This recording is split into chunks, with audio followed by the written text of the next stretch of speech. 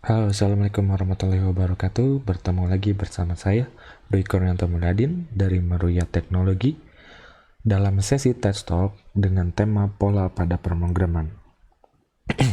Nah, sebelum lanjut lebih dalam, mungkin teman-teman di sini akan saya jelaskan secara singkat. Dalam materi ini, saya akan membahas tentang bagaimana pola dapat membuat suatu proses development atau pembuatan sebuah aplikasi atau sebuah sistem atau sebuah produk itu dapat berjalan dengan baik. Oke, tanpa panjang lebar kita lanjut. Sebentar. Oke. Nah, kita pertama kali kita perlu tahu dulu apa itu pola. Pola itu adalah bentuk struktur yang tetap, repetitif, atau berulang-ulang. Jadi secara harfiahnya itu pola itu bisa diinterpretasikan dengan sesuatu yang memiliki bentuk yang sama dan kita bisa temui lebih dari satu kali gitu ya. Nah, itu disebut sebuah pola. Nah, di sebelah bawah ini kita ada gambar berbentuk pola abstrak, ada bulat-bulat, ada garis segitiga-segitiga dan lain sebagainya. Nah, ini bisa diilustrasikan seperti hal tersebut. Jadi ini selalu repetitif dan kita bisa lihat itu berulang-ulang. Nah, lanjut pola dan manusia. Nah, pada harfiahnya itu manusia makhluknya yang sangat pintar gitu. Dari bayi sampai dewasa, manusia ini cenderung akan mengingat sesuatu hal dan menyimpannya ke dalam memori, ke alam bawah sadar juga gitu. Nah, dalam hal ini sesuatu yang memiliki pola atau pattern itu akan sangat mudah diingat oleh manusia karena kemampuan otak manusia yang mempelajari suatu pola setiap melihat atau menerawang suatu pola. Jadi kalau misalkan kita nggak sengaja lihat pola gitu ya, itu akan terekam ke memori kita secara permanen gitu. Nah, pola itu secara alamiahnya mudah dikenali oleh manusia. Makanya itu beberapa kali kita bisa mengenali sesuatu hal yang belum sering kita jumpai, padahal kita belum pernah melihat hal tersebut gitu. Nah, itu sebetulnya kita sudah melihat di masa lalu dengan pola yang sama gitu. Nah, itu pola dan manusia ya. Selanjutnya di sini ada contoh gitu ya. Nah, salah satu contoh pola yang bisa kita selalu ingat itu adalah serial dan paralel. Nah, tanpa kita ngelihat gambarnya, di waktu saya berbicara serial dan paralel, kita itu bisa udah tahu gitu serial seperti apa, paralel seperti apa kalau kita sudah pernah melihat sebelumnya gitu ya.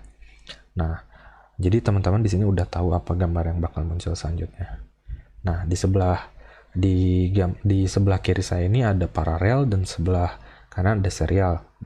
Nah, di sebelah kiri ada rangkaian paralel, start, ada A, B, C, D yang dirangkai secara paralel, di sebelahnya ada stop. Sedangkan di serial itu ada start A, B, C, D secara simultan, lalu di belakangnya ada stop. Nah, kedua kedua pattern ini kita sudah mengenali karena kita mungkin beberapa di antara kita pernah mempelajari di SD atau di SMP, bahkan di SMK gitu ya. Nah, ini biasanya pattern ini akan muncul di pelajaran elektronika dasar gitu, atau bahkan mungkin akan muncul di karya seni juga ada gitu, atau bahkan di hal-hal umum lainnya. Ini paralel dan serial ini cenderung universal, bisa dipakai di mana saja. Oke, selanjutnya. Nah, pola lainnya sebetulnya itu manusia ini sangat menyukai pola gitu. Bahkan pola itu nggak bisa lepas dari kehidupan manusia. Nah, beberapa contoh pola yang kita pelajari saat sekolah dasar bahkan sampai sekarang itu ada alfabet, ada numerik. Alfabet itu contohnya A, B, C, D, E, F, G, dan seterusnya. Nah, teman-teman di sini tentu sudah tahu selanjutnya apa kan, H, I, J, K, L, M, N, O, P, Q, R, S, T, U. Nah, susunan huruf alfabet ini adalah suatu pola yang manusia develop atau manusia buat untuk mempermudah komunikasi. Nah, juga ada numerik 1, 2, 3, 4, 5, 6, 7, 8, 9, dan seterusnya. Ini manusia ciptakan untuk dapat mengoperasikan sebuah matematik atau hitungan terhadap sesuatu hal yang ingin manusia kerjakan. Nah, jadi ini juga salah satu bentuk dari pola alfabet untuk dan numerik ini gitu. Oke, selanjutnya ini tuh hanya kebetulan? Enggak juga gitu, karena manusia ini sudah secara alami terlahir memiliki cara berpikir adaptif. Ketika melihat suatu pola, rentetan visual, angka, huruf yang konstan dan konsisten. Nah, oleh karena itu, pola ini memudahkan manusia untuk mempelajari ilmu pengetahuan. Seluruh manusia sepakat untuk menggunakan pola-pola tersebut, contohnya alfabet dan numerik tadi. Hal ini bisa dibuktikan dengan bilangan rentetan yang 1, 2, 3, 4, 5, 6, 7, 8. 1, 2, 3, 7, 6, 4, 5, 8. Nah, dengan rentetan bilangan yang ada di sebelah sini, ini tentu kita udah bisa menyimpulkan apa ada yang salah dengan bilangan ini.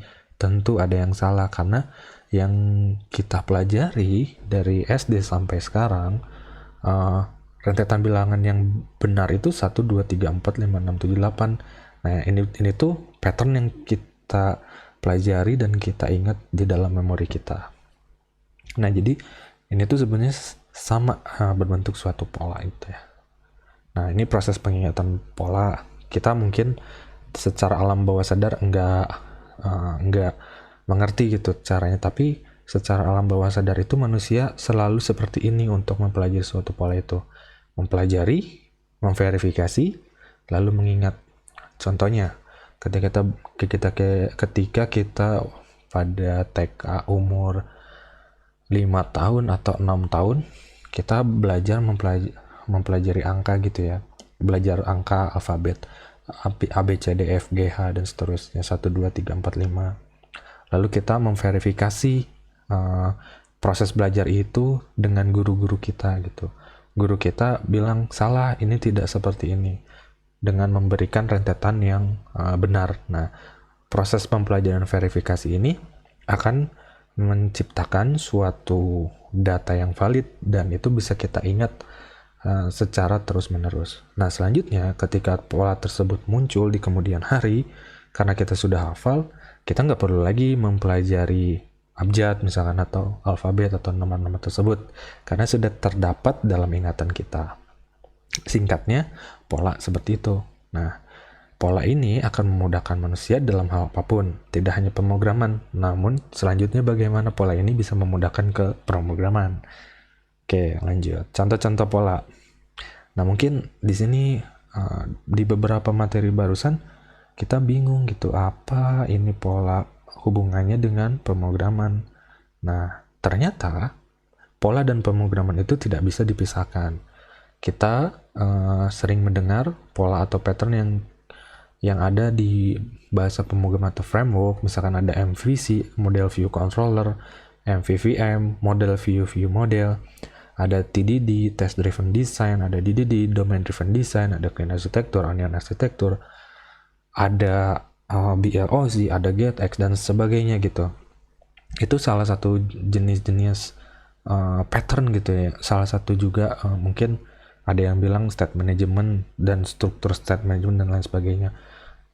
Itu juga sebetulnya sebuah pola gitu. Itu sebenarnya semuanya sebuah pola, sebuah rules yang diciptakan atau sebuah guideline untuk supaya programmer dapat membuat suatu aplikasi atau program dengan format tertentu sesuai dengan pola yang dianutnya.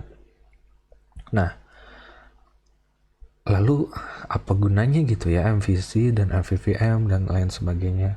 Ternyata ada manfaatnya. Manfaatnya itu file dan folder lebih terstruktur, pekerjaan lebih repetitif dan konsisten, mudah untuk di-maintain, mudah untuk melakukan proses update, mudah untuk mencari suatu bug, error, dan sesuatu hal ketika terjadi defect, tidak membutuhkan waktu lama ketika mempelajari struktur code, terutama untuk karyawan baru.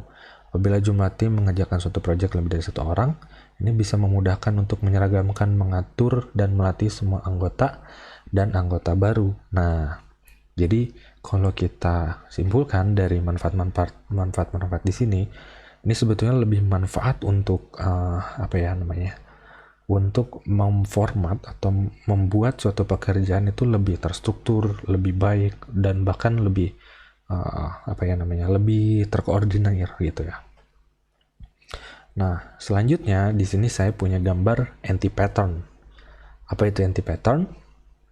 Anti-pattern itu adalah kebalikan dengan menganut pattern gitu. Jadi kita anti banget mengatur diri sendiri, anti banget kita mengatur orang lain dalam membuat suatu code atau program atau membuat suatu aplikasi. Nah, di sini kalau kita lihat terdapat ada view 1, view 2, view 5, view 4, view 3. Di sini ada data 1, data 2, data 3. Kalau kita lihat di sini view 1 menggunakan data 2, view 1 menggunakan data 1, view 1 menggunakan data 3 dan juga yang lain gitu. Ini tidak ada aturan, tidak ada standar yang memperbolehkan atau melarang ini mengakses view 4, ini view 1 mengakses data 3.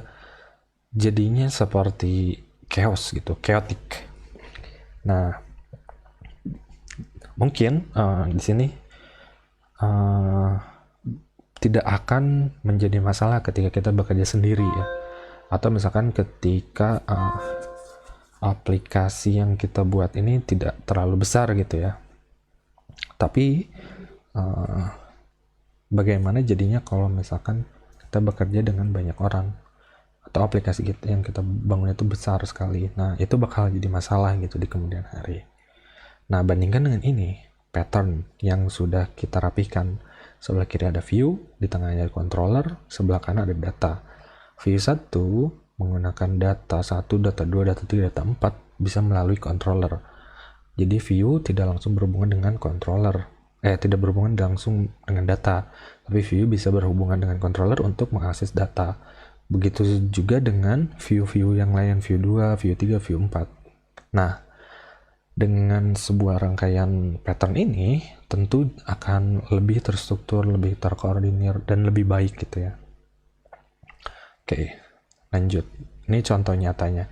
Sini saya ada sebuah project yang menggunakan pattern. Di sini kita bisa lihat sebelah kiri itu banyak banget foldernya ya. Nah,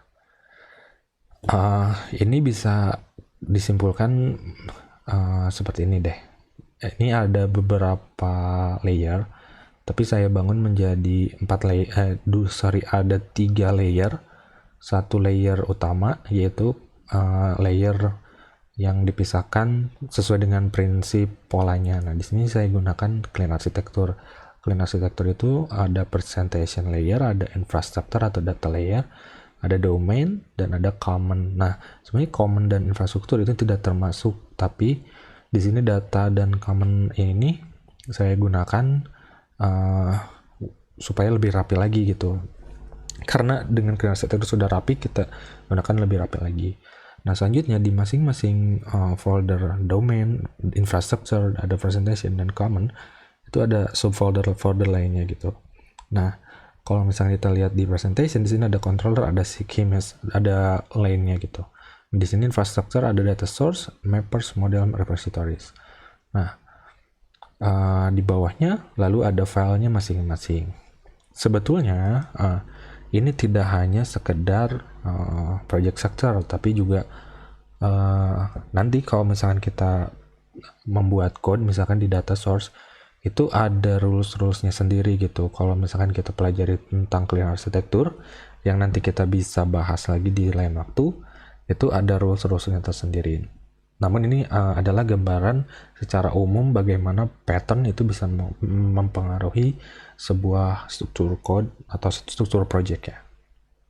Nah, lalu di sini saya memiliki kriteria pola yang baik. Nah, pola itu bisa disebut baik ketika memiliki beberapa kriteria, yaitu memiliki tujuan yang jelas, konsisten, tidak membingungkan, tidak terlalu kompleks, bisa memudahkan dalam pengerjaan update dan fallback, dapat memudahkan untuk dipelajari, tidak terikat terhadap person, tidak terikat terhadap framework atau bahasa pemrograman.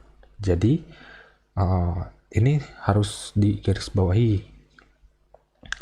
Karena poin-poin ini, maka pattern atau pola yang kita buat, yang kita bangun dan implementasikan, tentu itu akan sangat terpengaruh dengan kriteria-kriteria yang kita tentukan. Nah, lalu kesimpulan itu, pola itu bukan sekadar project structure yang seperti tadi saya sebutkan, namun pola itu mencakup sebuah disiplin dari proses pekerjaan suatu project atau aplikasi, supaya semua tim bisa mengikuti dengan menganut satu standar yang sama, dengan pemahaman yang sama dan mindset yang sama. Karena pada dasarnya manusia itu memiliki pemikiran yang berbeda-beda. Oleh karena itu, pola itu atau pattern bisa menyatukan semua pemikiran itu menjadi sebuah pekerjaan yang menjadi satu bahasa, satu mindset, sehingga proses pengerjaan itu lebih teratur dan seragam. Nah, jadi ketika sudah seragam, sudah terstruktur dengan baik, sudah terorganisir dengan baik, dan ada rules yang jelas di situ dengan konsistensinya yang bagus, juga dengan tujuan yang jelas, namun juga tetap mengapresiasi simplifyness atau kemudahan dalam membuat suatu program dan kecepatan dalam membuat suatu program, itu akan mempermudah suatu pekerjaan sebuah aplikasi atau program. Nah, oke, jadi itu kurang lebih pola dalam programming, teman-teman. Oke, mungkin sekian presentasi dari saya. Terima kasih telah mengikuti materinya dari awal sampai akhir. Assalamualaikum warahmatullahi wabarakatuh.